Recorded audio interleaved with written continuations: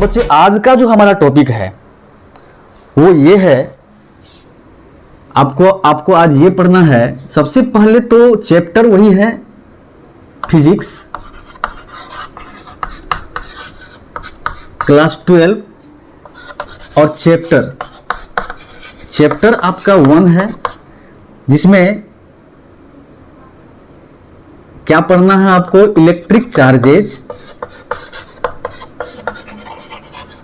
Electric charges and fields. यही मेरा chapter है बच्चे। फिजिक्स में चैप्टर 1 ही है और इसमें आपको पढ़ना है इलेक्ट्रिक चार्जेज एंड फील्ड, जो हमारा फर्स्ट चैप्टर है। और इस चैप्टर में चार्ज को ऑलरेडी एक्सप्लेन कर दिए गए हैं कि ये होता क्या है। इस चार्ज को ऑलरेडी हमने बहुत अच्छे तरीके से बताया है। अगर आप इस वीडियो को नहीं देखे हैं तो प्लीज आप इस वीडियो को पहले देख लें, ताकि इससे आगे आपको समझ में आएंगे। नहीं तो आगे आपको समझ में नहीं आएगा, आपको प्रॉब्लम होगा जब आप इनसे पीछे वाला वीडियो नहीं देखेंगे। तो हमारे चैनल का नाम है अल्फा फिजिक्स क्लासेज। आप उस चैनल पे जाएंगे तो प्ले लिस्ट में class wise chapter wise video रखा हुआ है, वहां से आप निकाल करके हर एक वीडियो को देख सकते हैं। चैप्टर वाइज वीडियो वहां पे रखा हुआ। तो आप सबसे पहले क्लास 12 का जो चैप्टर फर्स्ट है इलेक्ट्रिक चार्जेस एंड फील्ड्स, आप सबसे पहला वीडियो पार्ट 1 जो है आप उनको देखेंगे, उसके बाद आप इस वीडियो को देखेंगे तो आपको अच्छे से समझ में आएगा। तो बच्चे इस चैप्टर में जो आज हमें पढ़ना है वो क्या पढ़ना है मैं आपको सबसे पहले बता दूं। बच्चे आपको पढ़ना है प्रॉपर्टीज ऑफ चार्जेज।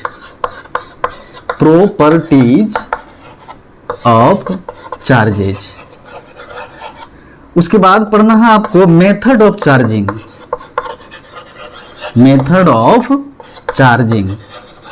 ये दो चीज आपको पढ़ने हैं। तो properties of charges and method of charging आज हमें पढ़ना है इस चैप्टर के अंदर। तो प्रॉपर्टीज ऑफ चार्जेज में हमें जो चार्ज के जो फंडामेंटल प्रॉपर्टीज होते हैं वो हमें पढ़ना है। फिर आगे अगर हम बढ़ेंगे तो वहां पर और भी प्रॉपर्टीज आएंगे तो उनके बारे में हम वहां जानेंगे। लेकिन इस चैप्टर के लिए जितना हमें जरूरी है उतना पढ़ेंगे। जो फंडामेंटल प्रॉपर्टी है वो हम आज क्लियर करेंगे। और मेथड ऑफ चार्जिंग से कहने का मतलब है कि किसी ऑब्जेक्ट को अगर आपको चार्ज करना है, चार्ज करने से पहले तो कोई भी बॉडी, कोई भी ऑब्जेक्ट या मटेरियल चार्ज होता नहीं है, वो न्यूट्रल होता है। टोटल चार्ज का जो इफेक्ट होता है उस बॉडी के ऊपर, उसके अराउंड वो 0 होता है। ऐसा नहीं कि उसके अंदर चार्ज नहीं है, चार्ज उसके अंदर है। जैसे प्रोटॉन है, इलेक्ट्रॉन है, दोनों अगर इक्वल अमाउंट में वहां प्रेजेंट है, पॉजिटिव निगेटिव, तो दोनों एक दूसरे के इफेक्ट को उस ऑब्जेक्ट के अंदर कैंसिल कर रहा होता है, जिस वजह से वो ऑब्जेक्ट क्या करते हैं, अपने अराउंड अपना इफेक्ट शो नहीं करता है। तो हम कहते हैं कि ये बॉडी पे नेट चार्ज 0 है या फिर वो न्यूट्रल है। तो यही कंडीशन है। मेथड ऑफ चार्जिंग में हमें पढ़ना है कि किसी बॉडी को हम कैसे चार्ज करते हैं। तो चलिए शुरू करते हैं। तो इस चीज को जानने से पहले, the properties of charges and method of charging को समझने से पहले हम एक छोटा सा चीज को सबसे पहले समझेंगे। वो छोटा सा चीज है कंडक्टर। ये कंडक्टर क्या होते हैं बच्चे? ये कंडक्टर क्या होते हैं, या फिर कंडक्टर एंड इंसुलेटर ये होते क्या? Conductor and insulator. तो सबसे पहले बच्चे मैं आपको बताऊं, इस कंडक्टर को आप जानते हैं कि ये होता क्या है। कंडक्टर तो सिंपली आप कहते हैं कि आपके घर में जो इलेक्ट्रिक वायर लगे हुए हैं वो कंडक्टर है। वो कंडक्टर का एक एग्जाम्पल है, जिससे क्या हो रहा है, उस वायर से होकर के चार्ज फ्लो कर रहे हैं। आप कह सकते हैं इलेक्ट्रॉन फ्लो कर रहे हैं, और फ्लो ऑफ इलेक्ट्रॉन और चार्ज कह सकते हैं कि करंट फ्लो कर रहे हैं, है ना। या फ्लो ऑफ चार्ज इलेक्ट्रिसिटी भी होता है, तो आप कह सकते हैं कि इलेक्ट्रिसिटी फ्लो कर रहे हैं। तो वो कंडक्टर होते हैं जो आपके घर में लगे हुए हैं, चार्ज जिससे होकर के फ्लो कर रहा है, करंट फ्लो कर रहा है, इलेक्ट्रिसिटी फ्लो कर रहा है, वो कंडक्टर है। वो एग्जाम्पल मैंने आपको बताया। तो अब मैं जानूंगा यहाँ पे है कि कंडक्टर होते क्या, आखिर ये कहते किसे हैं। What is conductor? Actually conductor means those materials या those substances that allow charges to flow through them. Those substances that allow charges to flow them.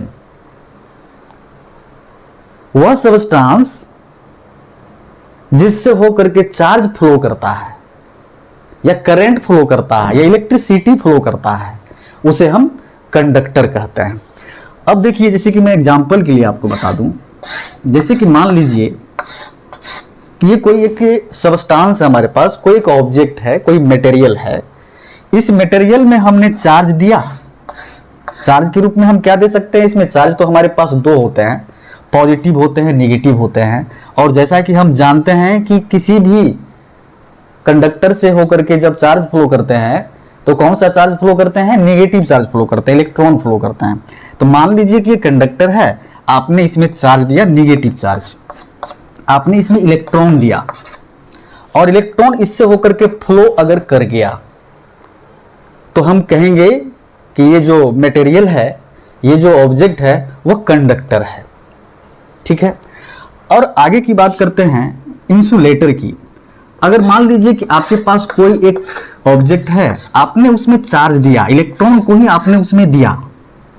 ठीक है, बताऊंगा कैसे इलेक्ट्रॉन दिया जाता है। आपने इसमें इलेक्ट्रॉन दिया और इलेक्ट्रॉन इसमें फ्लो ही नहीं किया। जहां पर इलेक्ट्रॉन आपने दिया, जिस जगह में दिया, जिस पॉइंट पे इस ऑब्जेक्ट में इलेक्ट्रॉन आपने दिया, उसी पॉइंट पे ये स्टे कर गया, उसी पॉइंट पे ये रुक गया, उससे आगे बढ़ा ही नहीं। जैसे कि आपने इलेक्ट्रॉन यहां दिया तो ये यहां अब नहीं है, ये इससे आगे निकल चुका है, कहीं ये अपने पोजीशन को बदल चुका है, यानी कि ये मूव कर चुका है। तो यहां मूवमेंट हो रहा है चार्ज का इस मटेरियल के अंदर।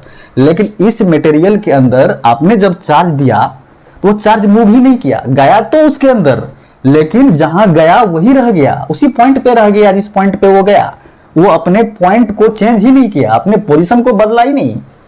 तो ऐसे मटेरियल जिससे होकर के चार्ज फ्लो नहीं कर सकता है, ऐसे मटेरियल को या ऐसे सबस्टांस को या ऐसे ऑब्जेक्ट को बोला जाता है स्टूडेंट इंसुलेटर।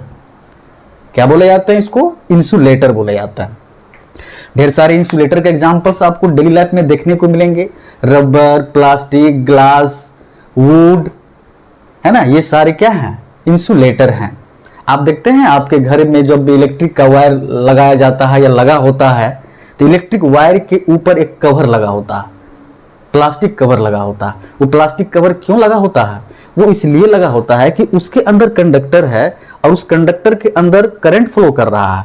कहीं बाय द वे अगर आप टच कर लेते हैं उस कंडक्टर को, अगर उसके ऊपर कवर नहीं है और आप टच करते हैं तो वो करंट, वो चार्ज आपके बॉडी से होकर के फ्लो कर जाएगा और आपको प्रॉब्लम हो सकता है। तो उसी करंट को बाहर न निकले, अगर आप टच भी करें तो वह करंट कंडक्टर के अंदर से बाहर नहीं निकले और आपके बॉडी से फ्लो नहीं करे, उसी को रोकने के लिए वहां पर प्लास्टिक का कवर दिया जाता है। क्योंकि प्लास्टिक के कवर से हो करके उस कंडक्टर में जो चार्ज फ्लो कर रहे हैं करंट, वह करंट उस प्लास्टिक के कवर से हो करके आपके बॉडी तक नहीं आएगा। क्योंकि वो प्लास्टिक का जो कवर है वो चार्ज को अपने से होकर के फ्लो ही नहीं करने देगा कि आपके बॉडी में वो आएगा। क्योंकि आप टच कर रहे हैं प्लास्टिक कवर को, पहले तो वो चार्ज प्लास्टिक कवर को क्रॉस करे, उससे फ्लो करके बाहर निकले, तब तो आपके बॉडी में आएगा। वही उसको निकलने नहीं देता, वो अलाउ ही नहीं करता उसको कि तुम मेरे से निकलो। तो दो substances that do not allow the charge to flow through them are called insulator. तो ऐसे सबस्टांस को इंसुलेटर कहे जाते हैं। ठीक है, ये कंडक्टर और इंसुलेटर की बात है। अब आगे की बात हम करते हैं बच्चे कि अब कहेंगे कि कंडक्टर और इंसुलेटर में क्या डिफरेंस है सर? क्यों कंडक्टर से होकर के चार्ज फ्लो करता है और इंसुलेटर से होकर के चार्ज फ्लो नहीं करता है? तो ये हम जान लेते हैं। देखो बच्चे, हम चलेंगे इसके अब माइक्रोस्कोपिक लेवल पे जाना होगा। माइक्रोस्कोपिक लेवल से कहने का मतलब कंडक्टर और इंसुलेटर के एटम को देखना होगा कि आखिर उसके एटम का क्या कंडीशन है, उसके एटम का क्या स्थिति है।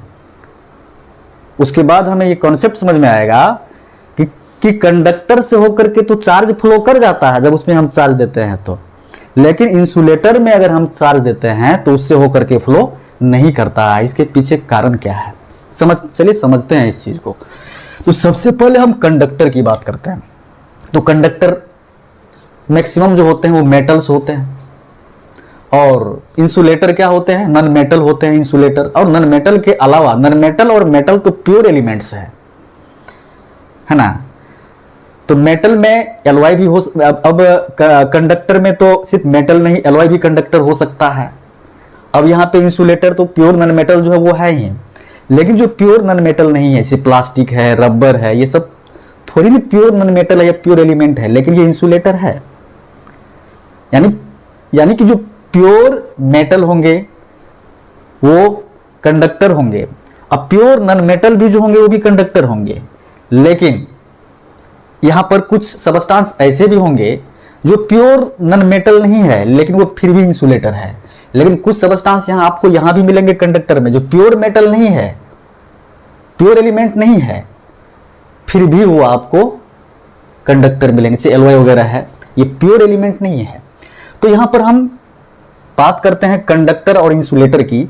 तो कंडक्टर को समझने के लिए हम मेटल को समझ लेते हैं, मेटल को और नॉन मेटल को, कि दोनों के एटम में क्या डिफरेंस है, फिर हमें ये चीज समझ में आ जाएगी। मान लेते हैं कोई कंडक्टर है, हमारे पास मेटल है, एल्युमिनियम है, आयरन है, यही सब वायर यूज किए जाते हैं।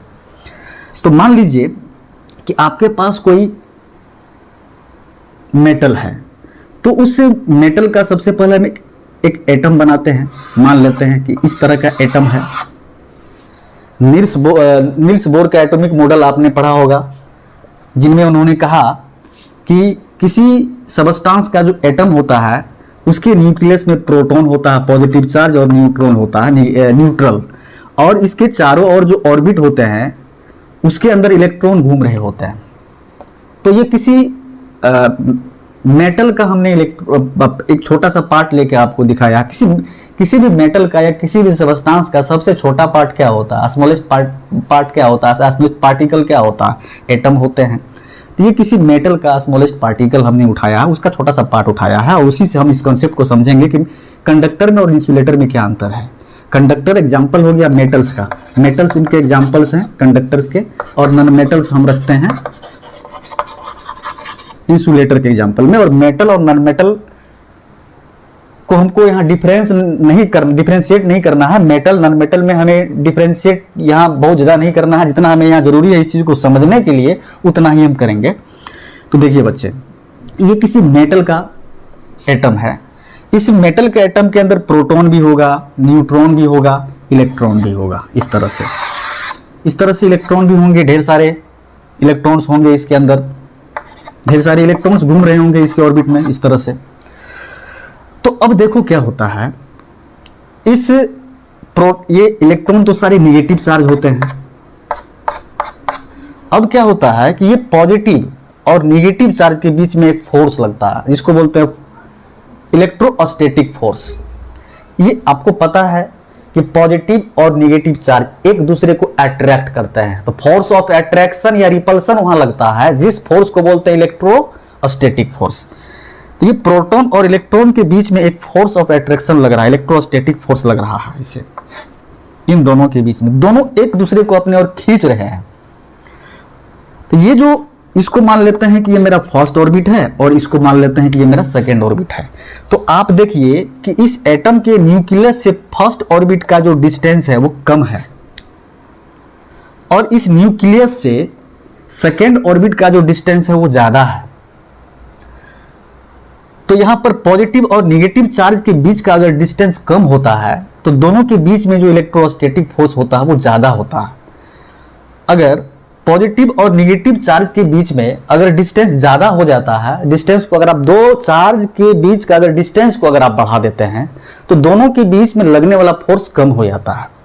तो मेटल में क्या होता है, जो आउटरमोस्ट ऑर्बिट होता है, जैसे ये आउटरमोस्ट ऑर्बिट है, ये आउटरमोस्ट ऑर्बिट है।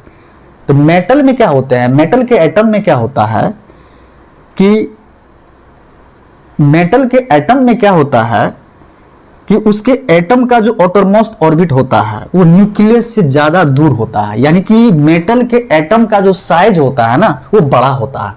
साइज बड़ा हो जाने की वजह से क्या होता है कि न्यूक्लियस से आउटरमोस्ट ऑर्बिट का जो डिस्टेंस होता है वो ज्यादा हो जाता है। जब ज्यादा हो जाता है तो आउटरमोस्ट ऑर्बिट में जो इलेक्ट्रॉन प्रेजेंट होते हैं ना, उस पर लगने वाला जो फोर्स है न्यूक्लियस से, वो बहुत कम हो जाता है। वो इतना कम हो जाता है कि इलेक्ट्रॉन आउटरमोस्ट ऑर्बिट से बाहर निकल जाते हैं। इलेक्ट्रॉन जो होते हैं ये आउटरमोस्ट ऑर्बिट से बाहर निकल जाते हैं, ये ऑर्बिट में नहीं रह पाते हैं, ये ऑर्बिट से जंप कर जाते हैं बाहर। और जब ये ऑर्बिट से जंप बाहर कर जाते हैं तो इसी को बोलते हैं ये फ्री इलेक्ट्रॉन। अब ये इलेक्ट्रॉन क्या करेगा ना, उस कंडक्टर के अंदर यहां वहां जहां तहां फ्रीली मूव करेगा। अब इसके पकड़ में ये नहीं है। पहले तो प्रोटॉन इस इलेक्ट्रॉन को एटम के अंदर, जब तक ये एटम के अंदर था इलेक्ट्रॉन, तब तक प्रोटॉन इसको पकड़ के रखा हुआ था कि तुम बाहर नहीं निकल सकता मेरे से। जब ये बाहर नहीं निकलेगा तो फिर ये वायर के अंदर मूव नहीं कर पाएगा ना। जब ये बाहर निकल गया तो अब तो इसके काबू से ये बाहर आ गया, इसके पकड़ से, इस न्यूक्लियस यानी कि प्रोटॉन के पकड़ से इलेक्ट्रॉन बाहर आ गया। अब ये वायर के अंदर फ्री है, अपने मर्जी से इसको जहां मन होगा वहां मूव करेगा। जब इसको हम सेल से कनेक्ट करके नहीं रखेंगे तो, कनेक्ट करेंगे तो फिर सेल से जब इसको कनेक्ट करेंगे तो सेल के अनुसार ये अपना मूवमेंट करेगा। सेल जिधर फोर्स लगाएगा इस पर, उधर ये घूमेगा, उधर मूव करेगा, उधर फ्लो करेगा। लेकिन जब तक ये वायर सेल से कनेक्ट नहीं होगा तब तक इस वायर में जो ये इलेक्ट्रॉन बाहर निकल गए हैं, जो फ्री हो गए हैं एटम से, तो वो वायर के अंदर अब मूवमेंट में रहेगा, रेंडमली वो मूव करता रहेगा और इसको बोलते हैं फ्री इलेक्ट्रॉन। तो बच्चे क्या होता है, इसका एक ही कंक्लूजन निकलता है कि जो कंडक्टर होते हैं, जो कंडक्टर का एग्जांपल हमने मेटल को लिया है, तो मेटल में क्या होता है कि मेटल का जो एटम होता है उसका साइज बड़ा होता है। तो एटम का साइज बड़ा हो जाने की वजह से क्या होता है, उसके एटम का आउटरमोस्ट ऑर्बिट का जो डिस्टेंस होता है न्यूक्लियस से ज्यादा हो जाता है। तो डिस्टेंस ज्यादा हो जाने की वजह से क्या होता है कि आउटरमोस्ट ऑर्बिट में प्रेजेंट इलेक्ट्रॉन पे जो न्यूक्लियस से फोर्स लगता है वो बहुत बहुत कम हो जाता है, जिस वजह से वो इलेक्ट्रॉन एटम से बाहर निकल जाते हैं और उस बाहर निकला हुआ इलेक्ट्रॉन को फ्री इलेक्ट्रॉन कहते हैं। और ये फ्री इलेक्ट्रॉन ही वहां प्रेजेंट होता है और इसी फ्री इलेक्ट्रॉन के वजह से जो मेटल्स होते हैं वो गुड कंडक्टर होते हैं, ये वायर के अंदर मूव कर रहा होता है। तो वायर के अंदर फ्री इलेक्ट्रॉन्स होते हैं, ढेर सारे फ्री इलेक्ट्रॉन्स होते हैं। अब आप समझ सकते हैं कि किसी वायर के अंदर कितने सारे एटम्स होंगे और प्रत्येक एटम में से अगर एक एक इलेक्ट्रॉन भी फ्री हो गए तो कितने सारे इलेक्ट्रॉन फ्री उसमें प्रेजेंट हैं।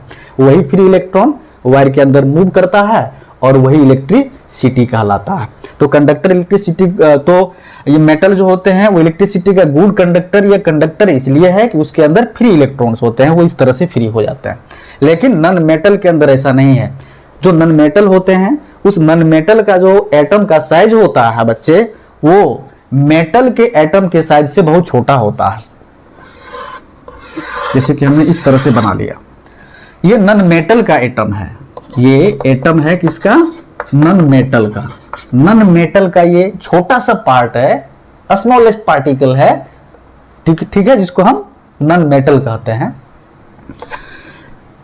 ये छोटा सा पार्ट है नॉन मेटल का जिसको हम एटम कहते हैं। अब उस एटम के अंदर क्या क्या प्रेजेंट होता है, proton, neutron and electron present होते हैं।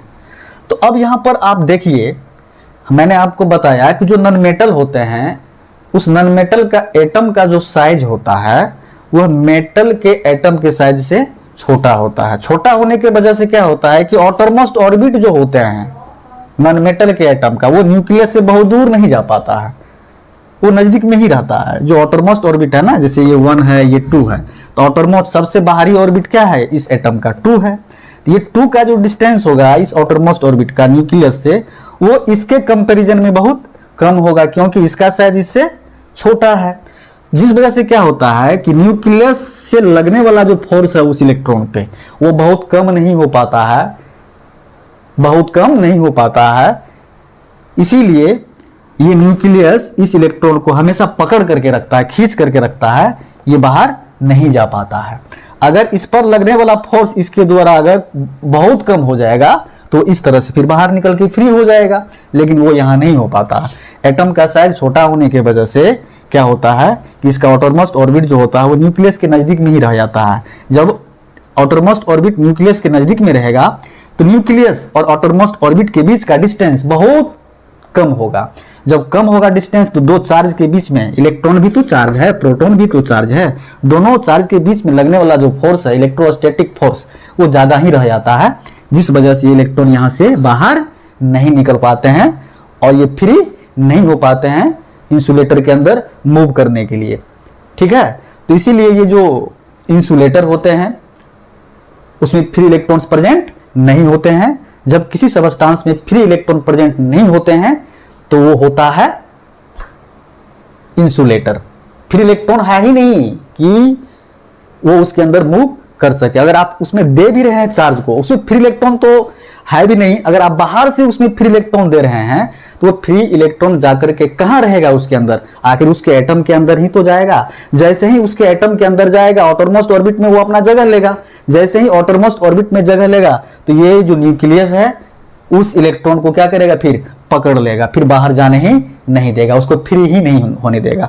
जैसे एग्जांपल के लिए देखिए, जैसे मान लीजिए कि ये आपका प्लास्टिक रॉड है, प्लास्टिक रॉड है। इस प्लास्टिक रॉड के अंदर आप जब इलेक्ट्रॉन ऐसे दिए, इलेक्ट्रॉन आपने इसमें ट्रांसफर किया, इलेक्ट्रॉन दिया आपने, तो इलेक्ट्रॉन तो इसके अंदर गया, लेकिन जैसे ही इसके अंदर गया इस प्लास्टिक रॉड के एटम क्या कर लिया, उसको पकड़ लिया। ये जाकर के कहां गया, इलेक्ट्रॉन जो गया होगा इस प्लास्टिक रॉड के अंदर कहां गया होगा, आखिर उसके एटम के अंदर ही तो गया होगा और आउटरमोस्ट ऑर्बिट में ही वो गया होगा।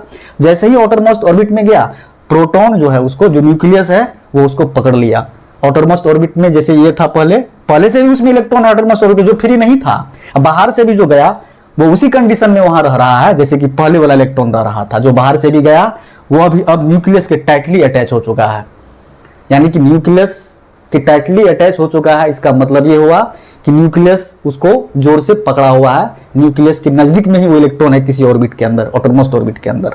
तो फ्री इलेक्ट्रॉन्स इसके अंदर नहीं रह पाता है, चाहे उसके अंदर का इलेक्ट्रॉन हो या बाहर से आपने इलेक्ट्रॉन ला करके उसके अंदर दिया हो, वो फ्री कभी नहीं रह पाएगा। इसीलिए जो इंसुलेटर होते हैं उससे होकर के करंट या चार्ज फ्लो नहीं करते हैं, यही रीजन है। तो कंडक्टर और इंसुलेटर आपने समझ लिया। अच्छा बच्चे, मैं आपको एक चीज और बता दूं, देखो क्या होता है।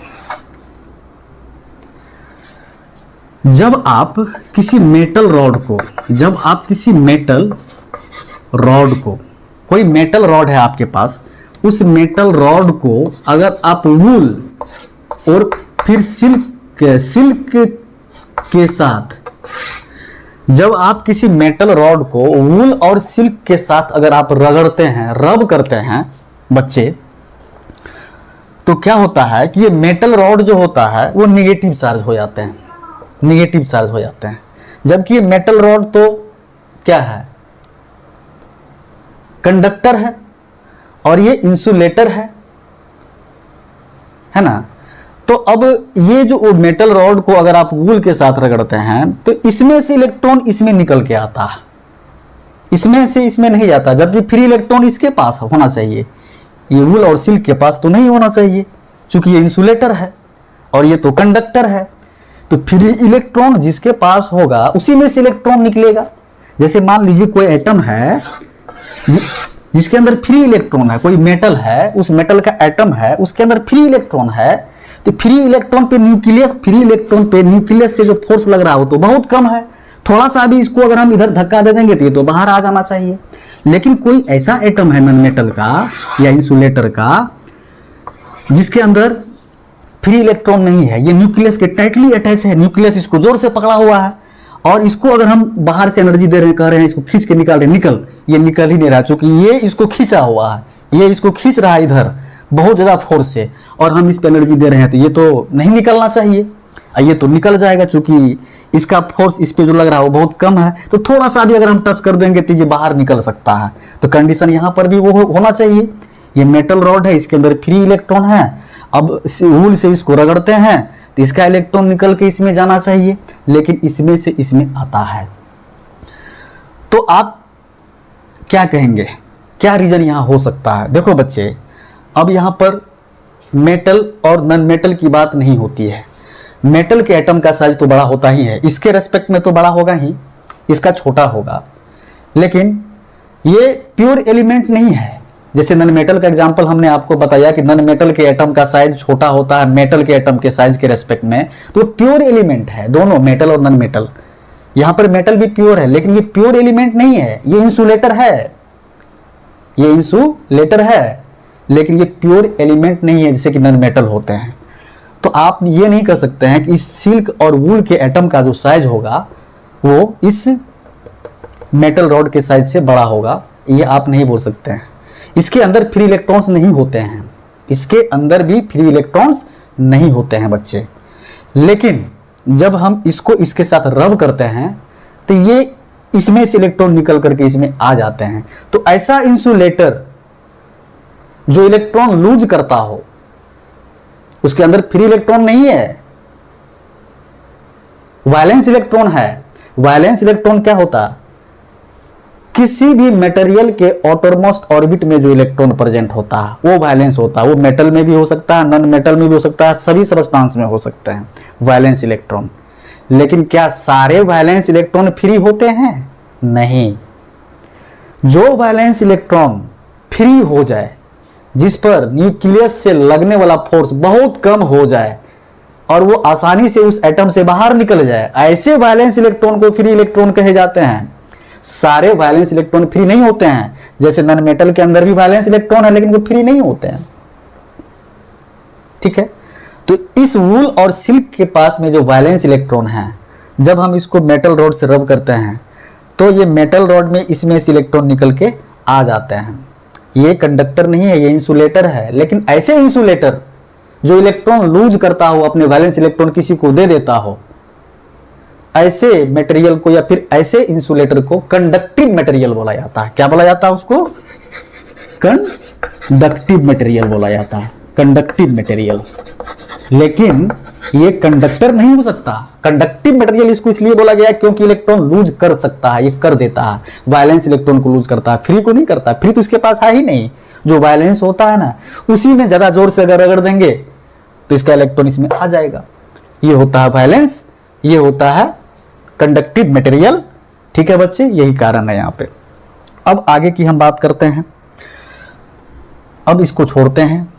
तो कुछ कंडक्टर और इंसुलेटर का ढेर सारे एग्जाम्पल्स हैं हमारे डेली लाइफ में, इसको बताने की जरूरत नहीं है।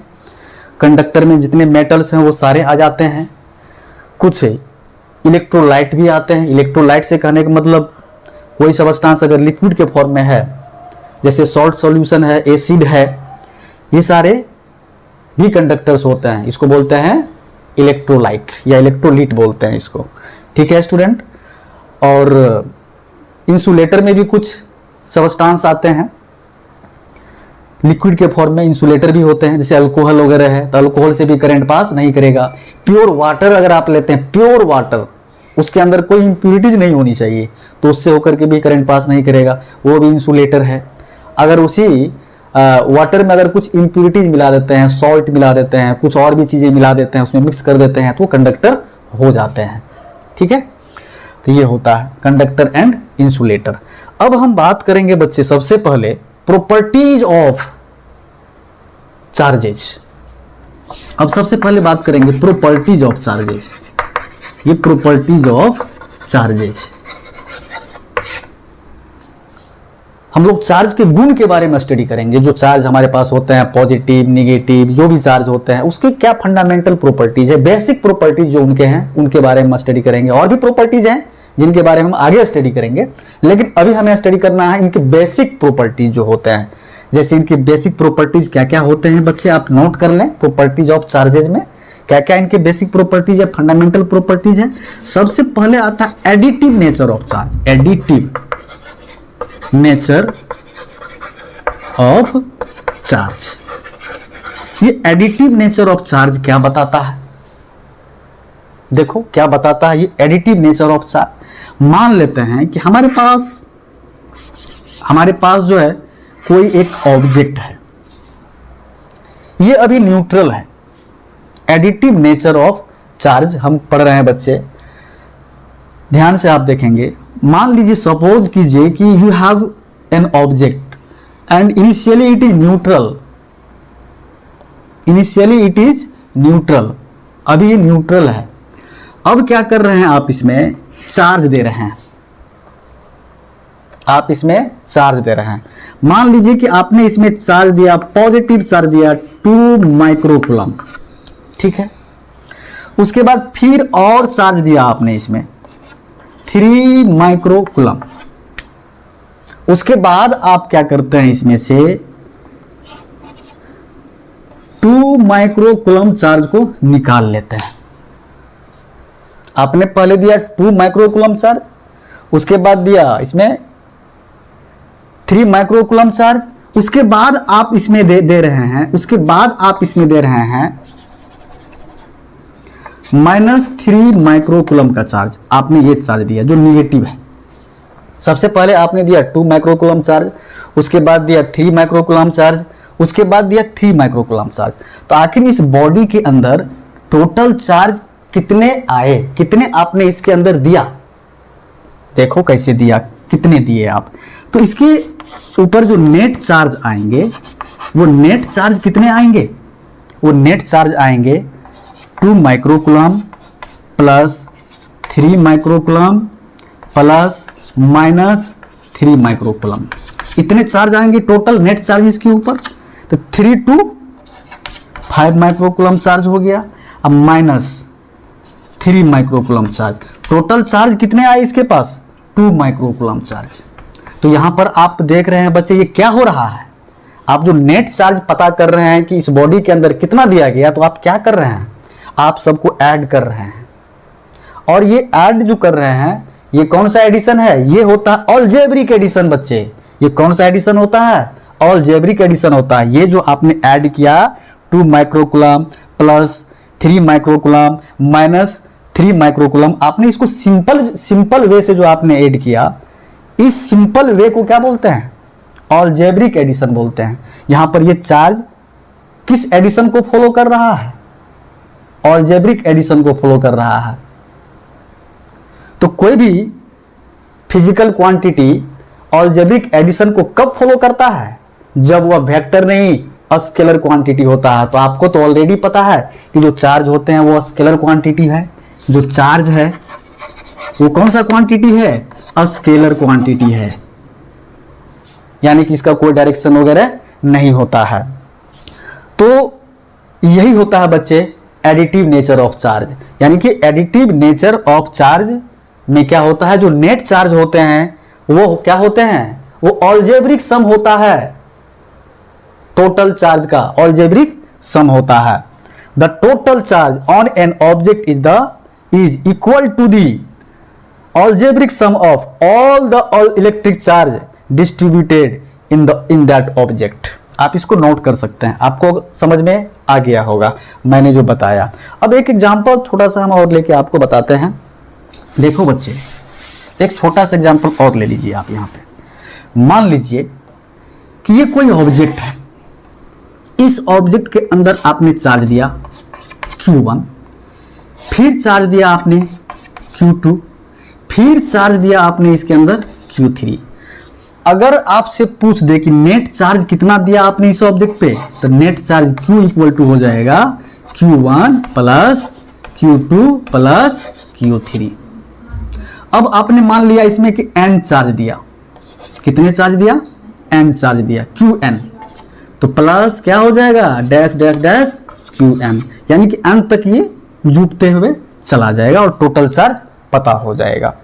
तो इस तरह से जो टोटल चार्ज आप निकाल रहे हैं ये ऐड करके, ये क्या है, ये है अलजेब्रिक एडिशन, अलजेब्रिक एडिशन।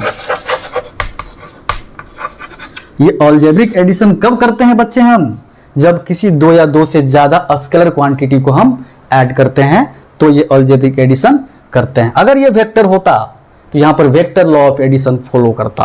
तो एडिटिव नेचर ऑफ चार्ज में यही बताया गया है बच्चे कि the total charge on an object is equal to the algebraic sum of all the electric charge distributed in that object. ठीक है, आप इसको नोट कर सकते हैं।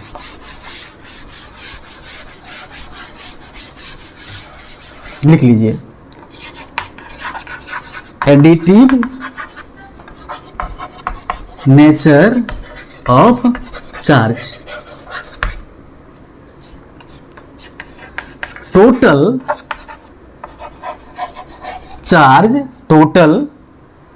Charge on an object total charge on an object is the algebraic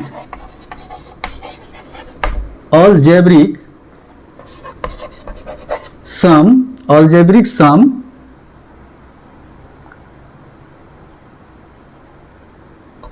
of all charges distributed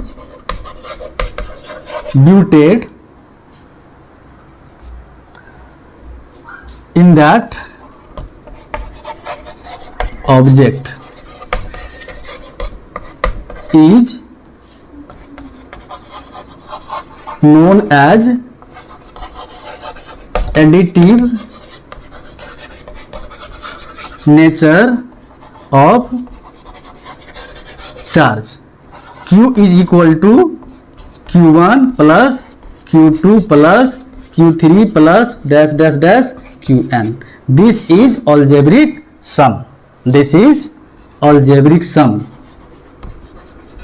Algebraic sum. Not this student. Be quick as fast as. Okay, you can note it. Note कीजिए बच्चे, आप इसे video pause करके बच्चे आप note कर सकते हैं। अब नेक्स्ट हमारी पॉइंट आते हैं स्टूडेंट, कंजर्वेशन ऑफ चार्ज। ये कंजर्वेशन ऑफ चार्ज क्या होता है?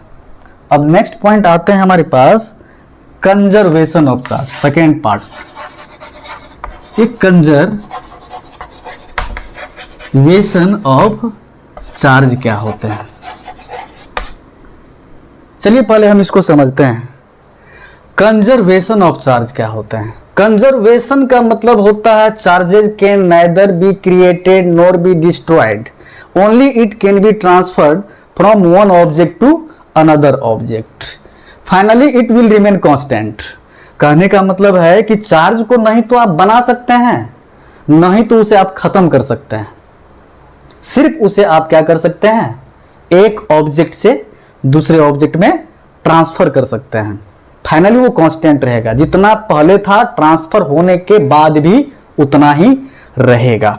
यही होता है कंजर्वेशन ऑफ चार्ज। कंजर्वेशन का मतलब होता है anything remain constant, it will not increase और नॉट डिक्रीज।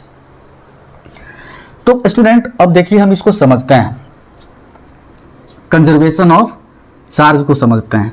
मान लीजिए कि आपके पास कोई एक सिस्टम है, इस तरह से आपके पास कोई एक सिस्टम है। इस सिस्टम के अंदर मान लीजिए कि दो ऑब्जेक्ट है। ये जो सिस्टम होता है बच्चे, ये सिस्टम, इसको बोलते हैं आइसोलेटेड सिस्टम। क्या बोलते हैं इसको? याद रखिएगा, छोटा छोटा टर्म है ये, isolated system. Isolated system, isolated system से कहने का मतलब हुआ कि इस सिस्टम के अंदर जो चार्ज है, दो ऑब्जेक्ट है और दोनों ऑब्जेक्ट जो चार्ज है, दोनों ऑब्जेक्ट पर जो चार्ज है, उस चार्ज का इंटरेक्शन किसी बाहर वाले ऑब्जेक्ट के साथ ना हो। यानी कि ये सिस्टम है, इस सिस्टम के अंदर जो चार्ज ऑब्जेक्ट रखा हुआ है, जो चार्ज पार्टिकल रखे हुए हैं, इसका इंटरेक्शन बाहर के किसी मटेरियल से ना हो। इन दोनों का इंटरेक्शन सिर्फ इन दोनों के साथ ही हो। तो कैसे बनाएंगे हम ये आइसोलेटेड सिस्टम? आप कोई नॉन कंडक्टिंग मटेरियल लेके बना सकते हैं, इंसुलेटर से बना सकते हैं, प्लास्टिक का बॉक्स ले सकते हैं। तो प्लास्टिक के बॉक्स में तो चार्ज ट्रांसफर होगा नहीं, बाहर नहीं निकलेगा।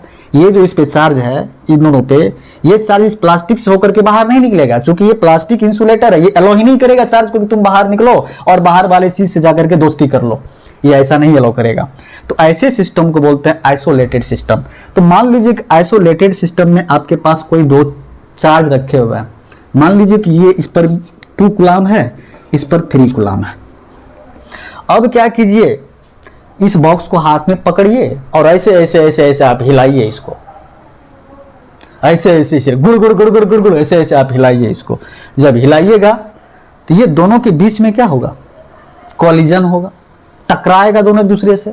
टकराने का मतलब कि दोनों के बीच में फ्रिक्शन होगा और फ्रिक्शन की वजह से क्या होता है ना बच्चे, जब दो ऑब्जेक्ट एक दूसरे से रब होते हैं, उसको रगड़ते हैं, तो रगड़ने के टाइम में क्या होता है ना कि चार्ज एक बॉडी से दूसरे बॉडी में ट्रांसफर हो जाते हैं, यानी चार्ज ट्रांसफर हो जाते हैं, मतलब इलेक्ट्रॉन ट्रांसफर हो जाते हैं, तो चार्ज ट्रांसफर हो जाता है।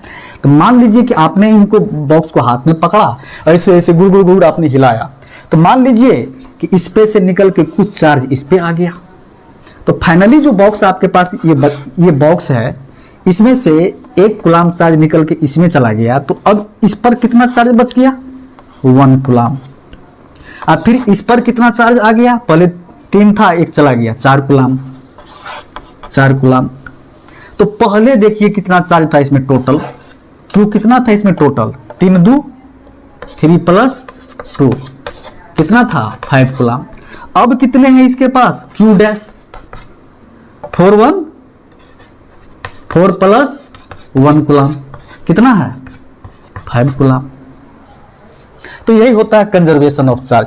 देखिए क्या हुआ यहां पर, charge can neither be created nor destroyed, only it can be transferred from one object to another object in isolated system. Isolated system में तो क्या हुआ, चार्ज यहां ना तो क्रिएट हुआ, कितना चार्ज था पहले, 3 2 5 कूलाम, तो क्या क्रिएट मतलब क्या यहां बढ़ा, यहां पर बढ़ा, यहां पर जब आपने ऐसे ऐसे हिलाया इसको, तो जब चार्ज इसमें से इसमें गया, इसमें 3 था फिर 4 हो गया, इसमें 2 था इसमें 1 हो गया, तो चार्ज निकला, एक से दूसरे में गया, तो एक से दूसरे में गया तो क्या चार्ज क्रिएट हुआ, कोई नया चार्ज वहां बना नहीं ना, 4 1 5 कूलाम पहले भी था और अभी भी 5 कूलाम में ट्रांसफर होने के बाद। और डिस्ट्रॉय मतलब घटा भी नहीं, पहले 5 था और अभी भी 5 है, तो इसी को बोला जाता है बच्चे conservation of charge. Okay student, ये था कंजर्वेशन ऑफ चार्ज। तो कंजर्वेशन ऑफ चार्ज को आप इस तरह से लिखेंगे, कंजर्वेशन ऑफ चार्ज मीन्स आप ऐसे लिख सकते हैं, total charge in isolated system, isolated system, total charge in isolated system remain constant, remain constant. In other word,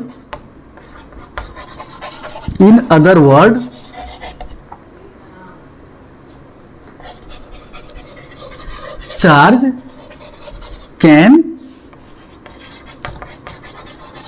neither be created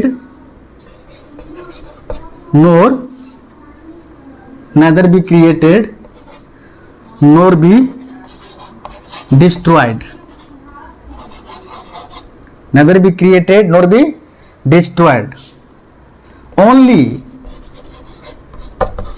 it can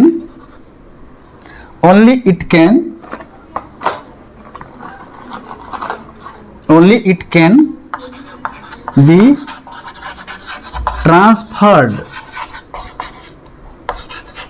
from one object to another object. Hurry up student, लिख लिया आपने, मिटाते हैं।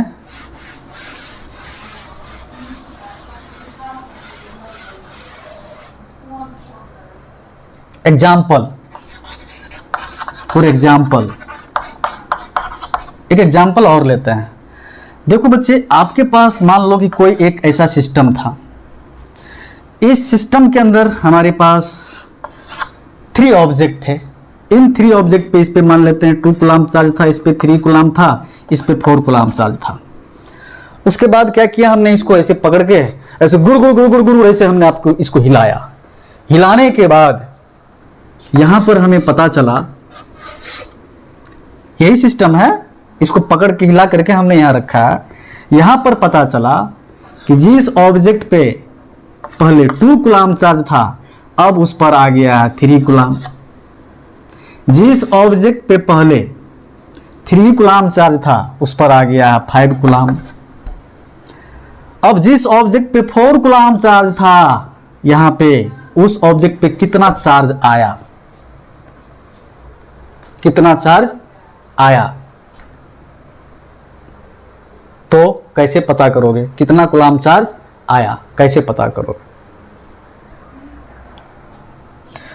Listen student, अब क्या करोगे, ऐसे लिखोगे Q equal to, इस पे टोटल चार्ज कितना था, total charge Q equal to 2 + 3 + 4 coulomb equal to charge तो जितना यहां है उतना ही यहां भी होना चाहिए कंजर्वेशन के नियम से। जो कंजर्वेशन का जो लॉ कह रहा है वो कह रहा है चार्ज के nether B created nor be destroyed, न घटना चाहिए न बढ़ना चाहिए।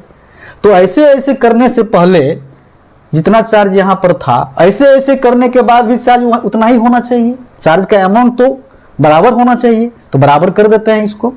अब यहाँ पे Q डैश मतलब total charge present in this situation after checking this box. तो Q डैश इक्वल टू कितना हो जाएगा 3, Q डैश इक्वल टू कितना हो जाएगा यहाँ पे, चलो Q डैश क्या लिखना है, यहाँ पे लिखो 3 + 5 प्लस, अब यहां पे लगा देते हैं हम x, मान लेते हैं इसको कि x है, इतना कूलाम चार्ज है ये। अब कितना हो जाएगा यहाँ पे 3 × 2 = 5 और 4 9 कूलाम चार्ज इस साइड हो गया इक्वल टू 5 × 3 = 8 अब प्लस x। टोटल पॉजिटिव ही क्वांटिटी है, सब पॉजिटिव ही है, अगर निगेटिव होता है तो निगेटिव भी लिखते हैं, यहाँ पे कोई प्रॉब्लम नहीं, जहां निगेटिव चार्ज हो उसको निगेटिव साइन देकर के लिखो। तो 8 + x कूलाम है ये, ठीक है, इतना चार्ज हो गया यहाँ पे। अब 9 कूलाम यहाँ पे है, इस साइड 8 है तो 9 कूलाम अब माइनस 9 कूलाम माइनस 8 कूलाम, यहाँ आ गया इस साइड कितना बच गया x कूलाम, यही ना बचा x कूलाम। तो 9 में से 8 गया, कितना बच गया 9 में से 8 गया, कितना बच गया, ये बच गया 1 coulomb equal to x coulomb, यही ना बचा 1 coulomb equal to x coulomb से कहने का मतलब x equal to 1 coulomb charge इसके ऊपर आया होगा, ट्रांसफर होकर के कहीं न कहीं से ट्रांसफर होकर के। अब जोड़ लेते हैं 5 × 3 = 8 1 9 3 × 2 = 5 4 9, यहां पर भी देखो 9 कूलाम और यहां पर भी देखो 9 कूलाम, दोनों सिचुएशन में जो चार्ज है वो कंजर्व है, ना तो क्रिएट हुआ है ना ही तो डिस्ट्रॉय हुआ है। इस तरह से यहां पर law of conservation of charge को एक्सप्लेन किया जाता है।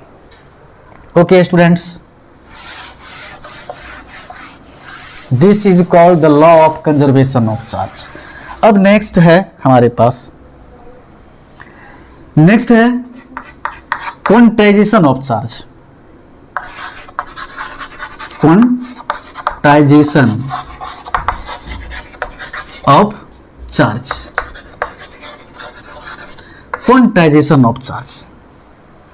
ये क्वांटाइजेशन ऑफ चार्ज क्या होता है बच्चे, ये क्वांटाइजेशन ऑफ चार्ज क्या होता है, देखो ये क्वांटाइजेशन ऑफ चार्ज क्या होता है। क्वांटाइजेशन का मतलब होता anything available in fixed amount, anything available in fixed amount, इसको बोला जाता है क्वांटाइजेशन ऑफ क्वांटाइजेशन। क्वांटाइजेशन का मीनिंग होता है कोई भी चीज फिक्स अमाउंट में प्रेजेंट रहेगा। जैसे आपको अगर मैं बोलूं कि आप मार्केट से मार्कर लेकर के आओ तो आप क्या करोगे, या तो 1 मार्कर लेकर के आओगे, या तो 2 मार्कर लेकर के आओगे, या तो 3 मार्कर लेकर के आओगे, या तो 4 मार्कर लेकर के आओगे, क्या 4.5 भी लेकर के आओगे, क्या ये पॉसिबल है? दुकानदार आपको देगा 4 मार्कर आधा मार्कर तोड़ करके? नहीं देगा। जब भी आप लाओगे पूरा मार्कर लाओगे, फिक्स्ड अमाउंट में लाओगे, उसका फिक्स्ड अमाउंट या तो 1 है, या तो 2 है, या तो 3 है, या तो 4 है। इसी को बोलते हैं क्वांटाइजेशन। तो देखो यहां क्या होता है, जैसे मान लो कि एक एटम है, मान लेते हैं कि ये एटम है, इस एटम के न्यूक्लियस में क्या रहता है, प्रोटॉन, पॉजिटिव चार्ज होता रहता है। ये मान लेते हैं कि इसके पास जो प्रोटॉन है वो 8 प्रोटॉन है इसके पास। कितने प्रोटॉन हैं, 8 प्रोटॉन है इसके पास। तो प्रोटॉन पर पॉजिटिव चार्ज होता है और हमने माना कि यहां पर देखो हमने माना कि प्रोटॉन इसके अंदर 8 है और इलेक्ट्रॉन इसके अंदर जो है वो -8 है। ये बॉडी अभी न्यूट्रल है क्योंकि इसके अंदर प्रोटॉन जितने हैं उतने ही इलेक्ट्रॉन है। तो plus minus result, plus minus result 0, 0 means neither negative nor positive, ये न्यूट्रल है।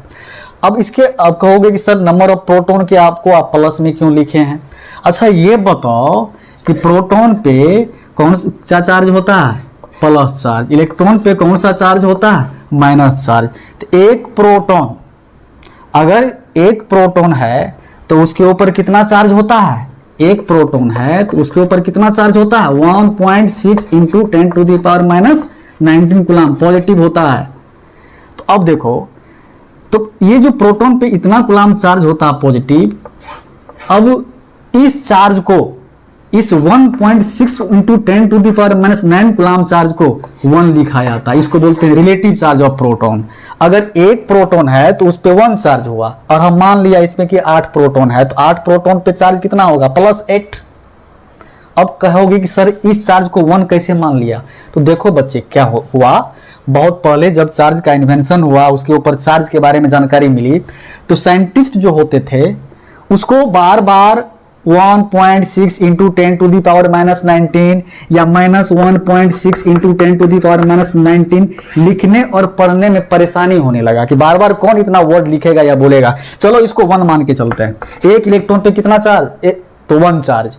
एक प्रोटॉन पे कितना चार्ज, 1 चार्ज, यानी इसी को 1 मान के चलते हैं और इसको बोलते हैं रिलेटिव चार्ज। अगर ये +1 है तो रिलेटिव चार्ज ऑफ 1 प्रोटॉन, अगर यहाँ पे -1 है तो रिलेटिव चार्ज ऑफ 1 इलेक्ट्रॉन। एक इलेक्ट्रॉन है तो रिलेटिव चार्ज -1, 2 इलेक्ट्रॉन है तो रिलेटिव चार्ज -2।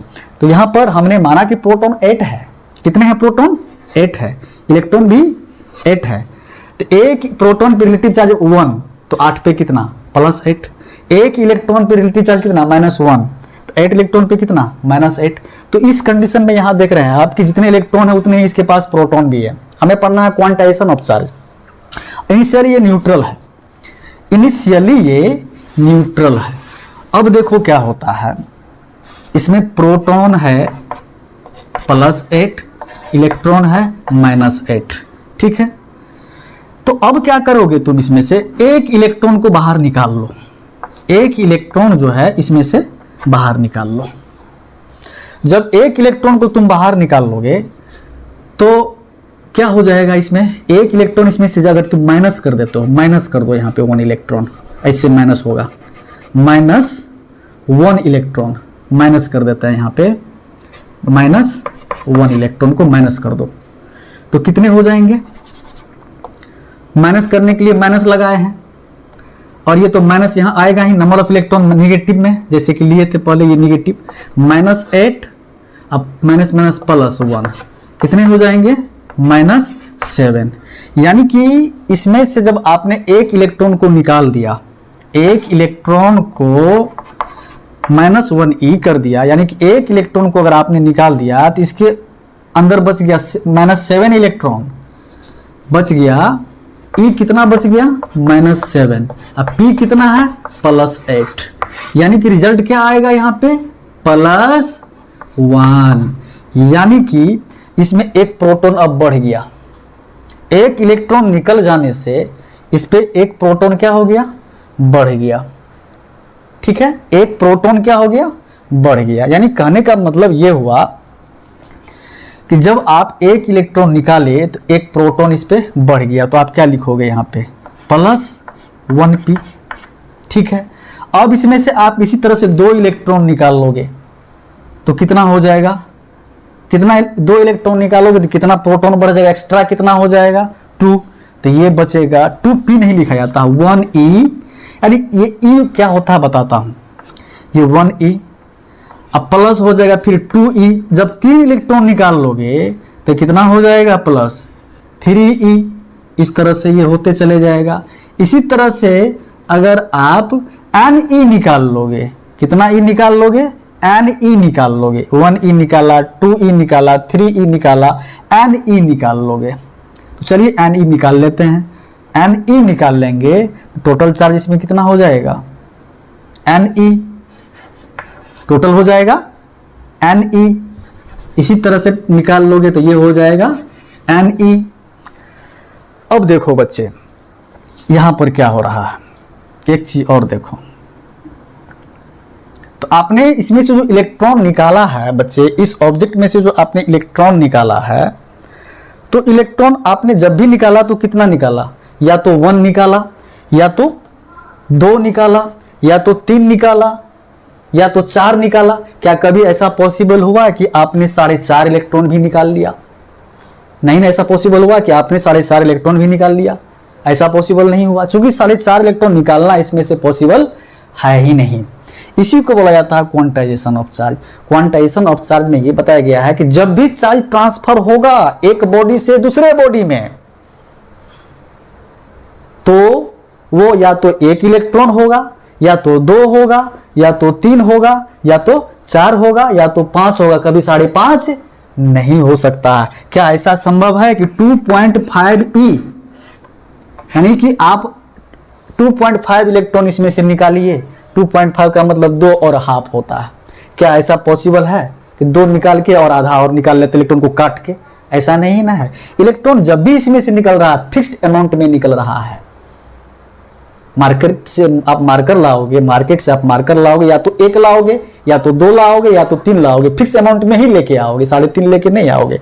उसी प्रकार से जब यहां से आप चार्ज को ट्रांसफर कर रहे हो, चार्ज को निकाल रहे हो किसी ऑब्जेक्ट में से या किसी ऑब्जेक्ट के एटम में से, तो या तो आप 1 इलेक्ट्रॉन को निकाल रहे हो, वही इलेक्ट्रॉन चार्ज है, या तो 2 इलेक्ट्रॉन को निकाल रहे हो, या फिर 3 इलेक्ट्रॉन को निकाल रहे हो।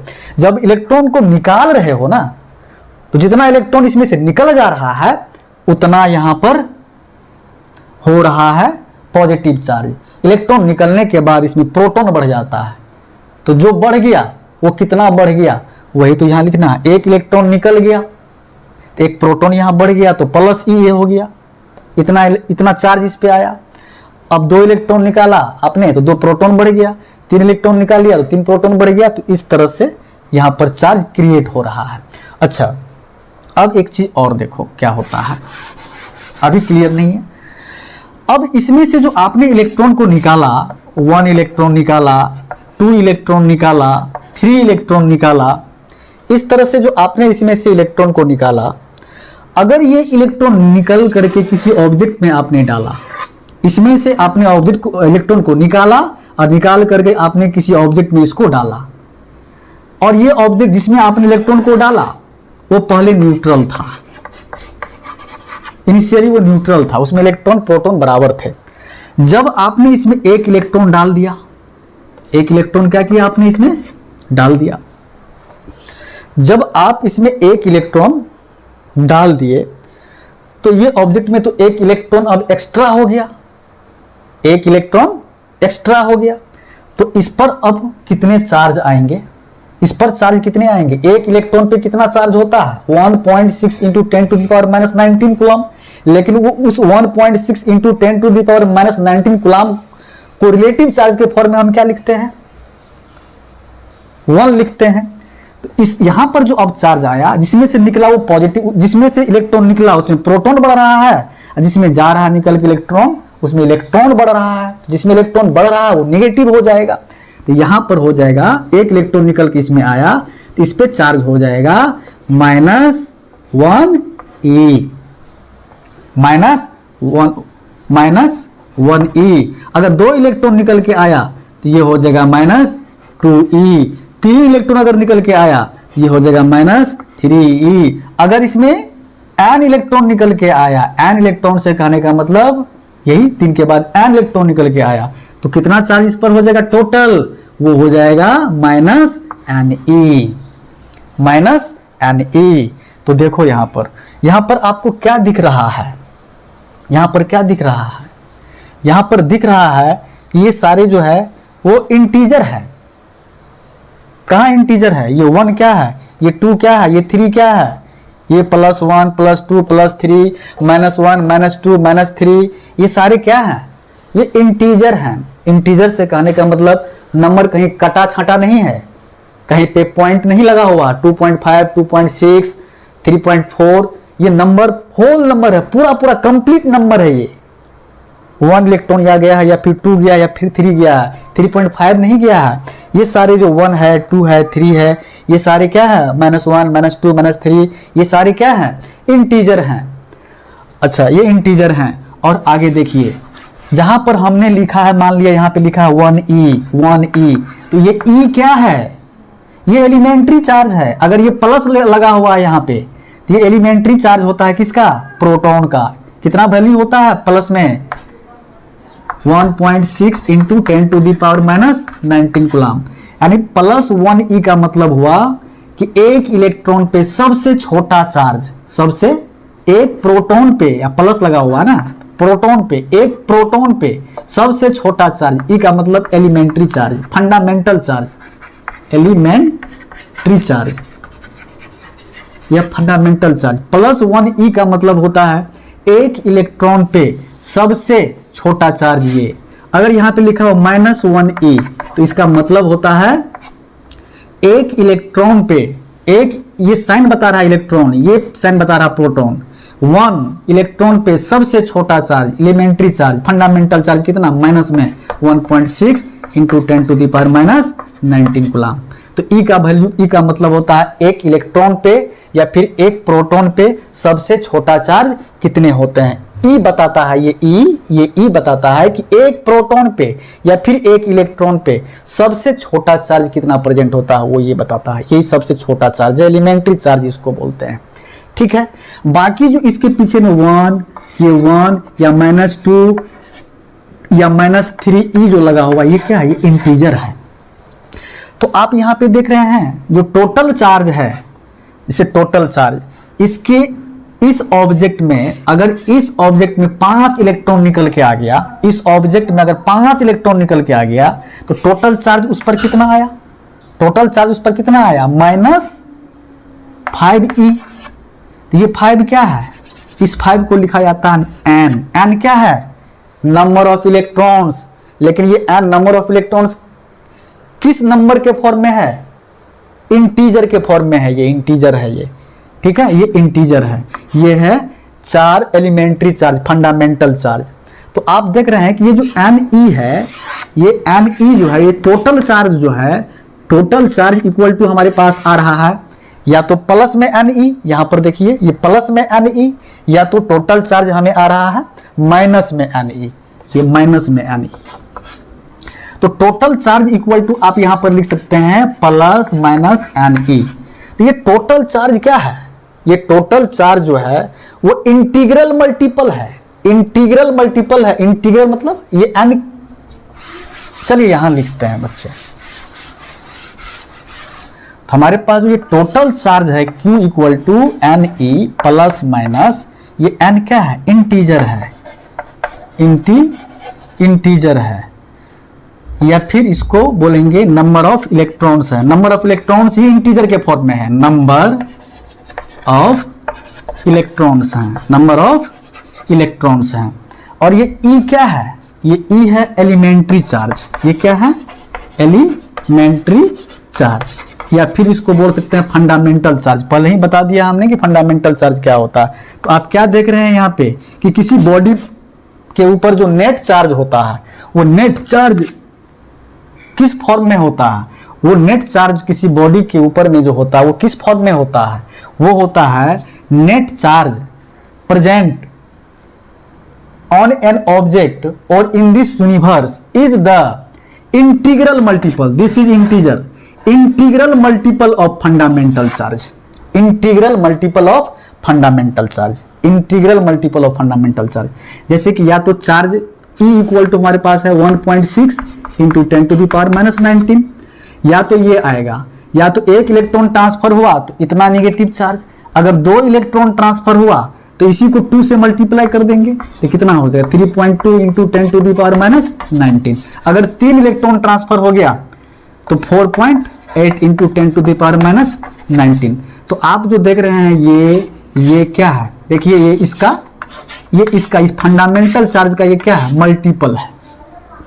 ये फंडामेंटल चार्ज है, एलिमेंट्री चार्ज है, और इसका मल्टीपल ये है, यानी टोटल चार्ज जो होता है वो फंडामेंटल चार्ज का, इस फंडामेंटल चार्ज का मल्टीपल होता है। लेकिन कैसा मल्टीपल, इंटीग्रल मल्टीपल।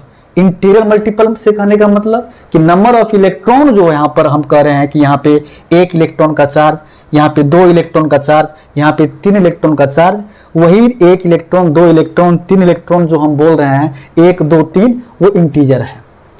ठीक है, इसीलिए हम बोलते हैं कि total charge present in this universe और an object is the integral multiple of fundamental charge. Charge can exist in integral multiple of fundamental charge. आप इस तरह से इसको बता सकते हैं।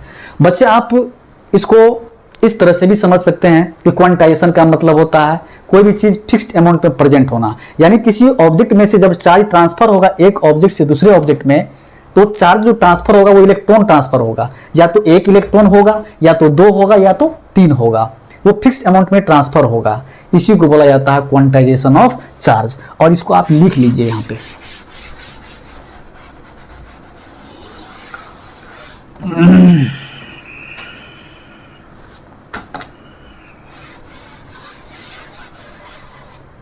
लिखिए quantization of charge. Charge can exist in integral multiple of elementary charge,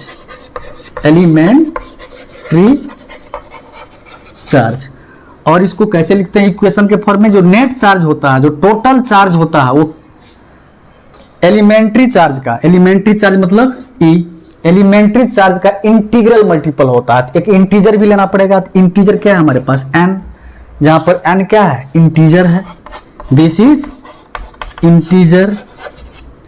और you can say number of electron is in the form of integer, number of electrons in the form of an integer। ये जो n है वो integer है, और ये integer number of electron को ही बताता है कि कितने इलेक्ट्रॉन ट्रांसफर हुए हैं। जितने इलेक्ट्रॉन ट्रांसफर होगा एक ऑब्जेक्ट से दूसरे ऑब्जेक्ट में, उतने यहाँ पे n की जगह पे लिखा जाएगा। और एक इलेक्ट्रॉन पे या एक प्रोटॉन पे जो चार्ज होता है वो E की जगह पे आता है। Elementary charge plus and minus दोनों हो सकता है। जिसमें से इलेक्ट्रॉन निकल जाएगा वो पॉजिटिव, जिसमें निकल के चला जाएगा वो निगेटिव।